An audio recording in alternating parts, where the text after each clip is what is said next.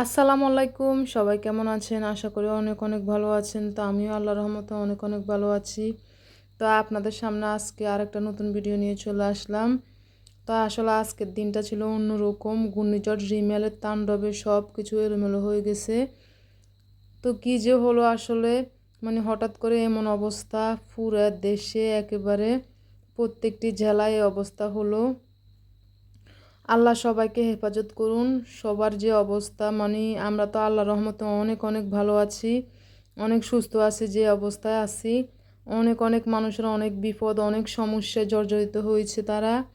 তা আল্লাহ সবাইকে হেফাজত করুন। ঘর বাড়ি সবাই নষ্ট হয়ে গেছে, অনেক ক্ষতিগ্রস্ত হয়েছে। তা আল্লাহর রহমতে কিন্তু আমরা অনেক অনেক সুখে আছি, বাসার ভিতরে বসে আছি। তো অনেক অনেক সুখে রাখছে আল্লাহ আমাদেরকে। তা আল্লাহ সবাইকে আল্লাহ হেফাজত রাখুন। মানে এই দিনটা আসলে মানে 2 দিন ধরে একেবারে বিদ্যুৎ নেই, কি যে অবস্থা, নেট কানেকশন বন্ধ, সব কিছুই এলোমেলো। মানে এ অবস্থা, আজকে টুকিটাকি একটু রান্না বান্না করলাম আর কি, খুবই মন খারাপ। খুব মানে বিদ্যুৎ নেই, সব কিছু এলোমেলো। পানি পর্যন্ত সমস্যায় পড়ছি লাস্ট পর্যন্ত, এই জন্য তাড়াতাড়ি কিন্তু আমি আজকে রান্না বান্না করে দিলাম। তারপরে একটু পানি রাখলাম, আসলে পানি পাওয়া যায় না, সমস্যা। বিদ্যুৎ 2 দিন ধরে নাই, বিদ্যুৎ না থাকলে তো পানির সমস্যা হয় শহরের বাসাগুলোতে। তো এখানে আমি মোটামুটি তাড়াহুড়া করে একটু রান্নার আয়োজন করে নিলাম আর কি, যা যা রান্না করব। তার একটু একটু পানি নিয়ে রাখলাম আমি। তো এখানে আমি প্রথমে ভাত বসিয়ে দিলাম।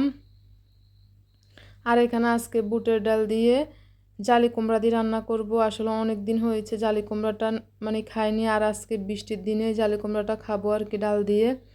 তো এটা আমি সুন্দর করে ছোট ছোট করে কেটে নিলাম, রান্না করব। আর এখানে করলা ভাজি করব। আর করলা ভাজি তো অসম্ভব মজাদার একটি রেসিপি, আমার খুবই খুবই ভালো লাগে এটা, মচমচা করে একটু ঝোড়ো ঝোড়ো করে ভাজা করলে। তো এটা অনেক অনেক পছন্দ করি, এই জন্য করলা ভাজিটাকে খুবই বেশি প্রাধান্য দিই আর কি। তো যাই হোক, এখানে বুটের ডালটাতে যে যে সাদা সাদা একটু ফেনা ফেনা থাকে, এগুলো আসলে পালা দেওয়া উচিত। এগুলা থেকে ডালে একটু গন্ধ করে, এই জন্য এগুলো ফালে দিলে খুবই ভালো, মোটামুটি গন্ধটা আর থাকে না। তা আমি এগুলো ফেলে দিতেছি আর কি। তো আজকে এমন অবস্থাতে মানে কি রান্না করব না করব সে কি অবস্থা, একেবারে সব কিছুতে মানে বিদ্যুৎ নেই, নেট নেই, সব কিছু যোগাযোগ বন্ধ, সব কিছু এলোমেলো। শুধু প্রচণ্ড তুফান আর তুফান। এই তুফানে তো আসলে সবার ভয় ধরে যায়, মানে কি যে অবস্থা, এটা সব জেলায় সবাই জানেন। তো এমন অবস্থায় মোটামুটি হালকা পাতলা একটু রান্না করলাম আর কি। তো এখানে ডালে আমি সব ধরনের মশলাটা দিয়ে দিলাম, দিয়ে ভালো করে সিদ্ধ করে নিব। এটা সিদ্ধ হওয়া পর্যন্ত আমি থাকবো আর কি। এই পাকে আমি আবার দেখাইতেছি মানে কি অবস্থা হইতেছে, অনেক পছন্দ। এখন কিন্তু কিছুক্ষণ পর পরে এই জ্বরটা আসে, তুফানটা একটু পর পরে, সবসময় কিন্তু আসে না। যখন আসে তখন অনেক তোলফাড় হয়ে যায়, যেন পুরো গাছগুলো যেন ভেঙে যায়, এমন অবস্থা হয়ে যায়। আর কিন্তু এই অবস্থা সারাদিন এখানে বৃষ্টিও ছিল, অনেক বৃষ্টি ছিল, খুবই তুফান হয়েছিল। তো আমরা বাসায় বসে বসে তো এগুলো ভিডিও করলাম আর কি। অনেক অনেক তুফান হয়েছে, অনেক গাছ ভেঙে গেছে, অনেক সমস্যা হয়েছে আর কি। তা আমি রান্নাবান্নার ফাঁকে এখানে আবার জানালা দিয়ে আসলাম দেখার জন্য। তারপর সেই রান্নাবান্নায় আবার চলে গেলাম আর কি। আমার ডালগুলা মোটামুটি একটু সিদ্ধ হয়ে আসছে আর কি। তো ডালগুলা সিদ্ধ হলে আমি সেই জালি কুমড়াটা এখন দিব আর কি, তাহলে সব কিছু একত্রে ভালোভাবে হবে আর কি, সিদ্ধ হয়ে রান্না হয়ে যাবে। তা আমি এক এক করে যে জালি কুমড়াগুলো দিয়ে দিতেছি, দেওয়ার পরে আমি এই যে ঢাকনাটা দিয়ে দিলাম। আর অপর দিকে মাছ রান্না করব আর কি। মাছ রান্নার জন্য আমি সকল প্রকার মশলাগুলো কষিয়ে নিব আগে। আর আজকে মাছ রান্না করব, সুরমা মাছ রান্না করব আর কি। প্রত্যেক দিন আসলে ছোটো বাচ্চা থাকলে মানে ওদের মাছ লাগে, ও মাছ ছাড়া ওরা খেতে পারে না, আসলে কোনো সবজিই খায় না, এমনিতে যা কিছু রান্না করি ওটা আমরাই খাই। তো এখানে এই যে সুরমা মাছটা আমি এখন দিয়ে দিলাম, এটাই রান্না করব আজকে ওদের জন্য। আর জালি কুমড়া দিয়ে ডাল দিয়ে ওটাও বাচ্চারা খাবে মোটামুটি। করলা ভাজি তো ওরা একেবারে খাবে না, ওটা তিতো লাগবে, এই জন্য খায় না। তো এটা আমি আর শাওনের আব্বু খাই আর কি, অনেক পছন্দ করি আমরা গরম ভাতের সাথে।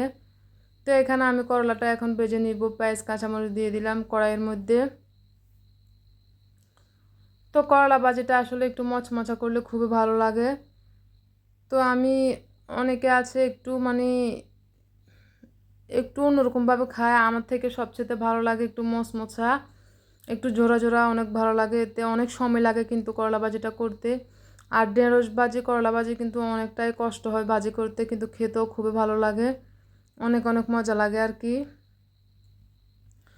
তো যাই হোক, এটা আমাদের পছন্দের খাবার, কষ্ট হলেও করতে হবে, বাচ্চারা কিন্তু এটা খায় না একেবারে। তা এখন করলা ভাজিটা করে নিতেছি, এখানে রসুন যা যা লাগে যাবতীয় মশলাগুলো আমি দিয়ে দিচ্ছি আর কি। দেওয়ার পরে সে করলাগুলো এখন দিয়ে দিব।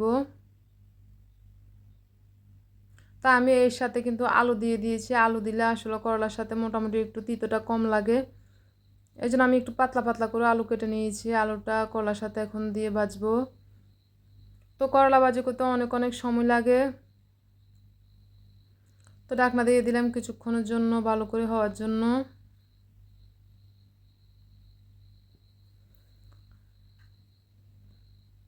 তো এখানে করলা ভাজি আস্তে আস্তে আমি কিছুক্ষণ পর পর ঢাকনাটা উঠে নাড়াচাড়া করে দিলাম, যাতে ভালোভাবে এটা হয়, সিদ্ধ হয় আর কি। তো আজকে আমাদের ছোটোখাটো রান্না এই আর কি, বৃষ্টির দিনে, তবুও আলহামদুলিল্লাহ সবার মতো হয়তো বা বেশি কিছু রান্না করতে পারবো না, এটাই আমাদের জন্য শুকরিয়া। তো করলা ভাজিটা মোটামুটি আমার হয়ে আসছে, আরও জর্জরা করব আর কি। তো এখানে আমার ভাত রেডি হয়ে গেছে, আর এখানে ডাল দিয়ে যে জালি কুমড়াটা রান্না করলাম ওটা আসলে কিন্তু ওটা তো খেতে আপনাদেরকে দেখায়নি, কিন্তু অসাধারণ হয়েছে খেতে, খুবই খুবই ভালো লাগলো। ডাল দিয়ে জালি কুমড়া দিয়ে একদিন আপনারাও রান্না করে দেখবেন আর কি কেমন হয়।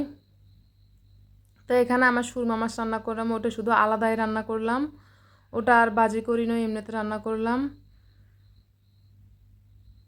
তো আর এখান দিয়ে যে একেবারে জর্জরা করে এরকম করলা ভাজি আমার অনেক অনেক পছন্দ, এটা আসলে গরম ভাতের সাথে খেতে খুবই ভালো লাগে, এরকমভাবে জর্জরা থাকে যাতে একটু মচমচার মতো। তো আজকের আয়োজন এটুকুই, এগুলো দিয়ে আজকে আমাদের খাওয়া দাওয়া হবে আর কি। তো সবাই ভালো থাকবেন, সুস্থ থাকবেন, আজকের মতো এখানে আল্লাহ হাফেজ।